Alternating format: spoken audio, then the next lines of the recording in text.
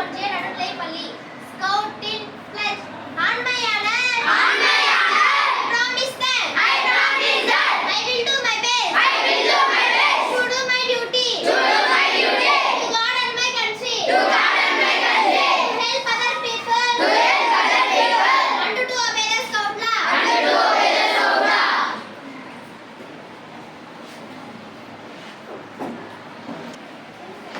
அனைவருக்கும் வணக்கம். நான் 7ஆம் வகுப்பு படிக்கின்றோம். எங்கள் ஊரின் பள்ளியின் பெயர் ஊராட்சி ஒன்றிய நடுநிலைப்பள்ளி வடமாத்தூர். நான் ஜாசி